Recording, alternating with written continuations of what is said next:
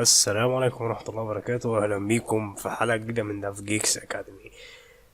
نتعمق أكتر وأكتر وأكتر، ودلوقتي هنبدأ نتكلم عن الفايلز. يعني إيه فايلز؟ خليني الأول كده أديك مثال بسيط جدا لشغلنا. لما كنت باجي أقول print if مثلا بالمنظر ده percentage دي، وقلت له اطبع لي 5+3 مثلا، فالمفروض يطبع لي 8 بالدوران. طبع لي 8. مجرد ما بخرج من البرنامج خلاص ال8 دي مبقتش موجودة في حتة، خلاص راحت، خلاص مبقتش موجودة. فعامة الداتا في الحلقات اللي فاتت كلها لما كنا بنيجي نتعامل معاها، اي نوع من انواع الداتا بقى، بتعامل مع array، بتعامل مع اي حاجة انت بتعملها، كانت بتفضل النواتج بتاعتها يا دوبك بتظهر في الكونسول اللي قدامك ده كده، وبعد كده خلاص ما بتبقاش موجودة وبتختفي. طيب افرض انا دلوقتي عايز بعد ما اعمل شوية عمليات حسابية ابدا ان انا احفظ العمليات الحسابيه بتاعتي دي في فايل خارجي، او ان انا اتعامل مع فايل خارجي بحيث ان انا اخد منه شويه حاجات او اخد منه شويه داتا. يعني بدل ما بعمل هنا سكان اف مثلا، لو انا عندي هنا قلت انت اكس وبعد كده بعمل سكان اف عشان اخد الانت اكس دي من اليوزر. طيب افرض انا عايز اخد الاكس او قيمه الاكس دي اخدها من فايل خارجي. هو ده موضوعنا ان شاء الله النهارده. طيب بكل بساطة كده، الأول أنا عشان أتعامل مع أي حاجة محتاج أتعامل مع بوينتر بره، أو محتاج إن أنا أتعامل مع فايل قصدي بره، محتاج إن أنا يبقى عندي حاجة بتشاور لي على البوينتر ده، أو حاجة زي أدرس. يعني دايما لما تيجي تشوف كده أي حاجة أنت فاتحها عندك في الكمبيوتر بتاعك، تيجي تبص هنا تلاقي إن هو كاتب لك هنا this PC مش عارف سي، بعد كده يوزرز، بعد كده لاب ستور، بعد كده دوكيومنتس، بعد كده كامتيجا. هتلاقي او كامتازيا زي ما احنا بنقول في مصر. بس الفكره بكل بساطه ان كل حاجه ليها عنوان عندك في الجهاز، والكمبيوتر لازم تديله عنوان الحاجه دي. فانت بتديله بوينتر للحاجه دي، تمام، بحيث ان انت لما تعوز تتعامل مع الفايل بتتعامل معاه عن طريق البوينتر. زي ما قلنا قبل كده، البوينتر انا بريفير لحاجه وبقدر اتعامل مع الحاجه دي عن طريق البوينتر. يبقى انا بشاور على حاجه واقول له ايه، عن طريق البوينتر بتاعي ده ببدا اتحرك في الحاجه دي، او ببدا ان انا اشتغل على الحاجه. فخلونا الاول نشوف ازاي ان انا اعمل فايل اصلا، وازاي في السي عامه في الكود بتاعي ازاي ابدا اتعامل مع فايل. اول حاجه بعمل له بوينتر، فبقول فايل استرسك. انا هعمل بوينتر نوعه ايه؟ نوعه فايل. تمام، زي ما بنعمل نوع انت ونوع مش عارف، في نوع جديد دلوقتي هنتعرض ليه هو اسمه فايل، فهنسميه اف بي، يعني اختصارا لفايل بوينتر. تمام، وبس. انا كده خلاص عملت هنا ايه، دي كده عملنا الديكلاريشن بتاعته، ديكلاريشن. طيب عايز بعد كده ان انا افتح الفايل ده، فبنعمل حاجه اسمها اف اوبن، او نكتب هنا how to open file بالمنظر ده. فهقول ان الاف بي بتاعتي ده، البوينتر بتاعي ده، بيساوي فانكشن عندنا في السي اسمها اف اوبن، دي اللي بفتح بيها الفايل بتاعي. او ممكن لو مش موجود هبدا ان انا كريته. بتاخد مني اول حاجه الفايل بتاعي هيبقى اسمه ايه، فانا هسميه هنا مثلا ايه، test.txt. طبعا ما تنساش الاكستنشن بتاعك ان هو بيبقى فايل تكست اللي احنا بنتعامل معاه دلوقتي. في نوع تاني من الفايلز اسمه باينري، بس عاده احنا هنتعامل مع التكست دلوقتي، لان هو هيبقى واضح ليك دلوقتي. لما تكتب حاجه في التكست هتشوفها عادي بعينيك كده، مش زي الباينري. الباينري الموضوع بيبقى معقد اكتر شويه. طيب بعد كده ده اول بارامتر، او دي اول حاجه انا بديها له، بديله اسم الفايل بتاعي. بعد كده ما بين تو كوتيشنز برضو يعني string، بديله حاجه هنا اسمها ايه، الاوبريشن بتاعتي. يعني ايه اوبريشن بتاعتي؟ الفايل اللي انا هفتحه ده الكمبيوتر بيحتاج ان هو يعرف هل انا هتعامل مع الفايل ده ان انا هبدا اقرا منه معلومات، ولا ان انا هفتح الفايل ده عشان ابدا احط فيه معلومات. فهو بيفرق. فعندنا طبعا في شويه اوبريشنز تانية هحطها على الويب سايت، بس عادة انت بتستخدم يا اما انت بتفتح الفايل عشان تكتب فيه، يا اما انت بتفتح الفايل عشان تقرا منه. فلنفترض ان انت بتعمل فايل جديد عشان تكتب فيه، فبنرمز له ب W، فبحط هنا علامة W، معنى ان انا بقول له شوف لي التست.txt ده وهنعمل فيه عملية او اوبريشن اللي هي رايت، ان انا هكتب. طيب لو الفايل ده مش موجود، يعني فلنفترض ان الفايل ده اصلا مش موجود عندك، او هو مش موجود هنا في السورس بتاعتك، هو هيبدأ ان هو يعمل له كرييت لوحده. طيب لو انا جيت هنا وعايز اكتب في الفايل بتاعي، فبكتب هنا R، اقرا من الفايل بتاعي بكتب R، يعني stands for reading، يعني انا لو عايز اقرا بكتب R، ولو عايز اكتب بكتب W. طيب يبقى انا كده خلاص عملت اول حاجه declaration، عملت بوينتر بيشاور على الفايل بتاعي. بعد كده قمت قلت البوينتر ده خليته يعمل العمليه هنا بتاعت الاف اوبن. هنا لما بيعمل اف اوبن بيفتح الفايل بتاعي اللي انا هتعامل معاه، بيريتيرن هنا بوينتر لفايل. يعني هنا خلاص ده في الاول ما كانش بيشاور على حاجه، اهو مفيش اي حاجه بيشاور عليها. دلوقتي خليته يشاور على الفايل اللي اسمه test.txt. ففتحه وبقى بيشاور عليه عشان اقدر انا اتعامل معاه بعد كده. طيب دلوقتي عايزين نكتب في الملف بتاعنا ده شويه جمل. فكان عندنا لما بنكتب في الكونسول بنستخدم حاجه اسمها printf، صح كده؟ الفرق بس ان انا هقول f_printf بالمنظر ده. يبقى f_printf معناها فايل printf، يبقى انا هطبع في فايل بتاعي. طيب اول حاجه بديها له بقول له اطبع لي فين، فبديله بوينتر للفايل اللي انا عايز اطبعه. يبقى انا عايز اطبع فين او عايز اكتب فين، هدي داتا لفين، فبشوف التست.txt ده البوينتر بتاعها bfb. تمام. يبقى انا لو عايز اتعامل مع الفايل اللي اسمه test.txt ده بتعامل عن طريق الاف بي. فلما اجي اطبع بقول له انا عايز اطبع فين، ده شيء منطقي جدا. فاول حاجه بقول له اطبع لي في الاف بي، اكتب لي في الكلام ده. بعد كده بقول له يطبع لي ايه، فهنكتب هنا اي اسماء، نكتب نيم 1 وبعد كده اقوم اعمل كده. هو كده المفروض طبع لي نيم 1. طب لو انا عايز اطبع حاجه كمان بعد نيم 1، ممكن نيم 1 \n عشان اطبع بعد كده تحت بسطر. هناخد الكلام ده كده بالمنظر ده 2 3 4 5 ونبدأ ان احنا نغير دي، نخليها نيم 2 نيم 3 نيم 4 نيم 5. يبقى ايه اللي بيحصل دلوقتي؟ ان هو هيفتح لي فايل. الاول عملت بوينتر لفايل، خليته يشاور لي على الفايل اللي اسمه test.txt وقلت له ان انا هكتب فيه فاستخدمت الw. طبعا هو انا ما عنديش فايل اسمه test.txt في السورسز بتاعتي هنا، مفيش، فهو هيكريته. طيب بعد ما يكريته هيقوم داخل عامل f_printf فين، اديله البوينتر بتاع الفايل بتاعي، يكتب لي نيم 1، بعد كده ينزل سطر، يكتب لي نيم 2، ينزل سطر، نيم 3 نيم 4 نيم 5. ممكن نعملها بفور لوب، مفيش اي مشكله. طيب بعد كده عشان اقفل الفايل بتاعي، لان انا مش شيء محبذ ان انت تسيبه مفتوح. خلاص خلصت الاوبريشن بتاعت اي حاجه، بتبدا ان انت تتخلص منها عشان يعني بتقلل من الميموري بتاعتك او مساحه الميموري، وبالتالي الافشنسي بتاعت البرنامج بتاعك بتبقى اعلى. فبقول هنا اقفل لي اف كلوز، هنا عملنا اف اوبن فتح لي فايل، اف كلوز يقفل لي، اقول له يقفل ايه، هنا فايل كلوز اف بتستند الفايل معناها فايل. لازم اقول له حاجه تشاور لي على الفايل اللي انا عايز اقفله اللي هو احنا سميناه اف بي. بس نيجي نبيلد ونران بالمنظر ده. طبعا مش هيطبع لي حاجه على الكونسول لان انا طبعت الحاجات اللي انا عايز اطبعها في فايل خارجي.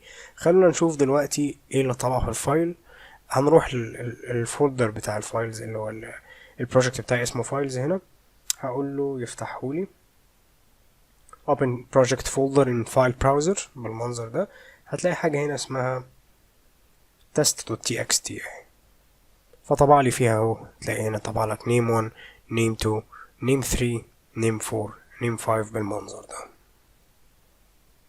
جميل جدا. يبقى احنا دلوقتي خلاص طبعنا name 1 و name 2 و 3 و 4 و 5 في حاجة اسمها test.txt. هو كاريت الفايل ده وهو بالتالي احنا استخدمنا فايل .txt عشان نشوف المنظر ده. احنا ممكن نحط هنا زيادة، مفيش مشكلة. ممكن نحط name 6، نحط name 7 وهكذا. ممكن نعمل الكلام ده، مفيش اي مشكلة. طيب دلوقتي انا عايز اقرا من فايل. يبقى احنا دلوقتي كتبنا في الفايل ده وعايزين نقرا الكلام اللي احنا كتبناه ده. هنعمل ايه بكل بساطة؟ بنيجي هنا في البروجكت بتاعنا نفس الكلام اللي احنا كنا عاملينه، بس هنيجي هنا في الاف اوبن هنقول له افتح لنا test.txt. تمام مفيش مشكلة. ونقول له هنا اعمل لي عملية ريد ان انا هقرا من الفايل. فانا فهمته ان هو هيفتح الفايل وبعد كده هيديني القابلية ان انا اقرا منه. عايز اقرا منه ازاي؟ في الطبيعي ان انا لما باخد حاجة من اليوزر على الكونسول بكتب scanf وبكتب هنا %d وبعمل هنا ampersand لو هو رقم، وبقول له حطولي في الفاريبل كذا، يعني شوف لي اليوزر هيكتب لك ايه ونحطهولي في الاكس. طيب انا دلوقتي عايز اخد من فايل، فبالتالي زي ما عملنا printf و fprintf هيبقى عندي هنا حاجه اسمها fscanf. طيب اول حاجه بتاخد اقول له هيعمل سكان منين، فلازم اديله بوينتر للفايل بتاعي، فبقول له fp بالمنظر ده اللي هو البوينتر بتاعي. بعد كده بعمل زي السكان اف العاديه خالص، بقول له هنا اطبع لي %s، خد لي اعمل لي سكان %s، يعني هنا معناه انا بقول له خد لي string. حلو الكلام. بعد كده بقول له بعد ما ياخد السترنج يحط لي السترنج دي فين. لو كان رقم، لو كان %d في الفايل، انا عارف ان الفايل بتاعي ده فيه مجموعه من الارقام، بكتب زي السكان اف العاديه. بقى زي برضو السكان اف العاديه لما بعوز ان انا اعمل اخد string من اليوزر او اخد كلمه من اليوزر، ببدا ان انا اكتب هنا %s. وقلنا ان في السترنج ما بحتاجش احط ampersand. تمام. فهي زي السكان اف العاديه، بس طالما حطينا اف هنا اعرف ان انت حطيت بوينتر بس زياده هنا بتقول له ياخد من انهي فايل. بعد كده هنا المفروض نديله حاجه يسيف فيها الحاجه اللي هو ايه عملها سكان. يعني بعد ما اخدت القيمه من الفايل، زي ما كنت باخد القيمه من اليوزر الاول، دلوقتي هاخدها من الفايل بخزنها فين. فكنا بنيجي هنا لما بنبقى عاملين برسنتج دي مثلا نقول له حطها لي في الاكس زي ما أنا لسه عامل من شويه، حطها لي في واي، بس بحط هنا امبرسنت طبعا لان انا بعمل سكان. بس قلنا لو سترينج ما بحتاجش ان احط امبرسنت. فنعمل هنا حاجه اسمها نيم، تمام، ونبدا ان احنا نقول له هنا ايه، نعمل char name مثلا، نقول اوف 40 بالمنظر ده. يبقى انا دلوقتي بعد ما يخلص ياخد هنا percentage s، هياخد يفتح الفايل، يعمل سكان لاول حاجه ويقوم يسيفها عندي في نيم. فانا بعد كده هطبع عادي النيم بتاعي في الكونسول percentage s، اطبع لي النيم بالمنظر ده. ونيجي نبيلد ونران بالمنظر ده كده، بسم الله، طبع لي نيم 1. يبقى هو راح للفايل بتاعي شاف النيم 1 قام طبعها. طيب انا يا عم عايز اخد بقيه الحاجات دي، هضطر اعمل ايه دلوقتي؟ هضطر ان انا اخد الاف سكان اف بتاعتي دي كده واكررها. واحنا قلنا لو عندنا حاجه اسمها تكرار يبقى انا محتاج وايل لوب. طيب نعمل وايل بالمنظر ده، هنقول له وايل حاجه، تمام، حاجه معينه، كونديشن معين، يعمل لي الكلام ده. ده عامل لي اف سكان اف، وحط لي القيمه اللي انت هتعمل لها سكان دي في حاجه اسمها نيم. وبعد كده اعمل ايه؟ بعد كده اطبع لي النيم اللي انت اخدته ده. طيب ايه الكونديشن بتاعتي؟ الكونديشن اللي انا عايز احطها هنا هي انه يوصل للاخر. يعني انا عايز يطبع نيم 1 وينزل، نيم 2 ينزل، نيم 3 وينزل، 4 و5 و6 و7. طيب انا مش بعد 7 مفيش عندي حاجه، فبالتالي انا عايزه يطبع لي لحد نيم 7. فايه الكونديشن اللي تخليه يطبع لحد 7؟ انا ممكن اعمل حركه لو انا عارف ان هما 7، فنفترض ان انت عارف دلوقتي ان هما 7، هنعمل فور لوب بالمنظر ده. هقول له فور انت اي بتساوي 0، اي اقل من 7 لانه هيبدأ من الزيرو، 0 1 2 3 لحد 6 يبقوا 7 ارقام، اي بلس بلس بالمنظر ده، واقوم قافل كده واقول له اعمل لي الكلام ده. فهيطبع لي من اول اسم لحد سابع، هيطبع لي لحد نيم 7 المفروض. نقفل كده الكونسول بتاعنا ونبدأ نبيلد ونرن تاني، بسم الله. طبع لي نيم 1 و 2 و 3 و 4 و 5 لحد 7. طب احنا عايزين المنظر يبقى اشيك شويه، بعمل باك سلاش ان بالمنظر ده. طيب عملت كده اهو، طبع لي نيم 1 و 2 و 3. لو فتحنا التكست بتاعتنا اهو، دخل وقام طبع لي من الفايل، اخد من الفايل، عمل سكان من الفايل زي ما كان بيعمل سكان الاول من الكونسول او بياخد من اليوزر قيمه. لا دلوقتي بقى بياخد من الفايل، فياخد نيم 1 و 2 و 3 و 4 و 5 و 6 و 7. بس انا عارف ان هم 7. طب لو انا مش عارف ان هم 7، دلوقتي لما الاف سكان اف دي بتلاقي ان في قيمه، بتلاقي ان في هنا string، فعلا لقت string بتريتيرن بواحد. يبقى زي لما جينا اشتغلنا في السترينجز وقلنا اللي هي ال str comparison، فقلنا مره بتديني صفر لو قيمتين قد بعض، وبتريتيرن لي حاجه اكبر من الصفر او اصغر من الصفر على حسب انهي نيم من التو نيمز اكبر او اصغر من التاني. فانا بعمل حاجه بسيطه جدا هنا كده، باخد الاف سكان اف دي لان هي بتريترن لي حاجه، بتريترن لي واحد لو هي لقت حاجه، لو ما لقتش حاجه مش بتريترن واحد. فاخدها هنا كده ونشيل الكلام ده كده ونكتب وايل ان دي العمليه دي بتريترن لي واحد، ابدا ان انت اعمل لي عمليه البرنت. طيب اول ما مش هتريترن واحد معناه ان هي خلاص مش لاقيه حاجه، فبالتالي مش هتبرنت حاجه بالمنظر ده. لما نيجي نبيلد ونرن طبع لي برضو من نيم 1 لنيم 7. يبقى ايه الفرق ما بين الحاله دي واللي فاتت؟ في الفور لوب انا كنت عارف ان الفايل اللي عندي ده فيه عدد معين، عارف ان هو 8 في 7 اسماء، فبالتالي عملت فور لوب وعارف العدد بتاع السطور. لو انا مش عارف العدد بتاع السطور، اف سكان اف بتخش تجيب لي نيم 1 تمام، تقوم نازله بعد كده نيم 2 تمام. اول ما بيبقى تمام لقيت حاجه فعلا برسنتج اس، تبدا ان هي تقول لك ايه، تريترن لك واحد، معناها ان خلاص تمام انا لقيت حاجه. نيم 2 لقيت حاجه فتريترنها، 3 لقيت حاجه تريترنها، 4 وهكذا، 7 لقيت حاجه فتريترن 1. خلاص اول ما بتلاقيش حاجه بقى ما بتريترنش 1، بتريترن 0 او بتريترن 0، بترتن زيرو، بترتن زيرو. طيب يبقى هو اول ما يبقى الكونديشن هنا ده ما بيساويش، مش بيساوي يساوي واحد، يعني هترتن لي زيرو، يعني هي مش شايفه ان في سطور تاني، مش هيبرنت حاجه لان هو كده خلاص. ودي انا بستخدمها دايما لان انا مش عارف عدد السطور بتاعه الفايل اللي هيجي لي ايه. لان انت بكل بساطه بيبقى مثلا عامل نظام بنك مثلا، او عامل نظام هياخد اسماء ناس وعناوينهم ومش عارف ايه والكلام ده كله، فانت مش عارف الفايل اللي هيجي لك ده، او البرنامج بيخش له اي فايل، فممكن شركه تديك فايل غير الشركه التانيه، فاهم؟ يعني انا دلوقتي في شركه، انا اعمل برنامج بيعمل لي اسماء الموظفين ورواتبهم ومش عارف ايه والكلام ده كله. فالبرنامج ده المفروض يشتغل على اي شركه، لو انت عامل برنامج محترم هيشتغل على اي شركه. فبالتالي الشركه دي هتديك فايل فيه اسماء العملاء بتوعها او اسماء الناس اللي شغاله فيه وعناوينهم ورواتبهم. فمن كل شركه والتانيه هيبقوا مختلفين عن بعض، فايل مختلف عن ده، فانت مش هتبقى عارف عدد الناس في كل شركه. فبالتالي دايما بتشتغل على حاجه الابستراكت، دايما اشتغل على حاجه كده اللي هي العامه اللي انا اقدر اشغلها على اي حاجه. كل ما تقدر تعمل كده في البرنامج بتاعك، كل ما البرنامج بتاعك يبقى محترم اكتر ويبقى انت شغال شغل صح. طيب لو انا دلوقتي عايز اعمل سكان لديت، لو عندي مثلا تاريخ النهارده مثلا كام، 27، خلينا نعمل كده 27.7.2019. طيب لو انا دلوقتي عايز اعمل سكان للتاريخ بتاعي ده، لو تاخد بالك هنا انا عندي 3 ارقام، فهحجز لهم 3 اماكن، واحد اسميه داي وواحد اسميه مانث وواحد اسميه ايه، اسميه يير. طيب تعالوا نشوف الكلام ده هنعمله ازاي. نرجع كل الكلام ده مش محتاجينه، قبل الوايل وقبل الاف وقبل الكلام ده كله. طيب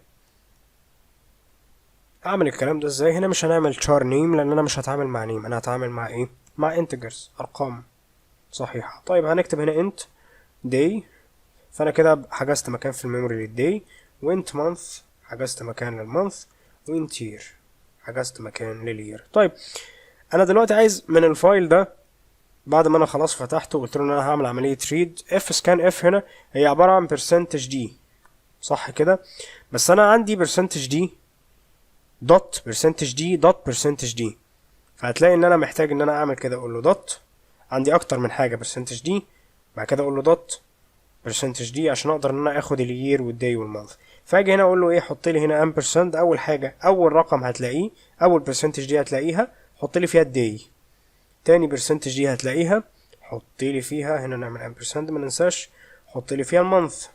طيب تالت واحدة امبرسند برضو نفس الفكرة ما تنساهاش، حط لي هنا اليير بس. وبعد كده نبدأ ان احنا نطبع هنا، نقول مثلا day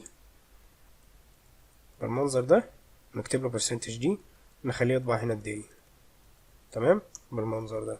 وبعد كده احنا عايزين نعمل نفس الكلام ده للمانث واليير صح كده، نعمل كده بالمنظر ده، ونعمل هنا \n عشان ينزل لي سطر، ونعمل هنا \n من هنا كده جوه، ونعمل كده هنا \n.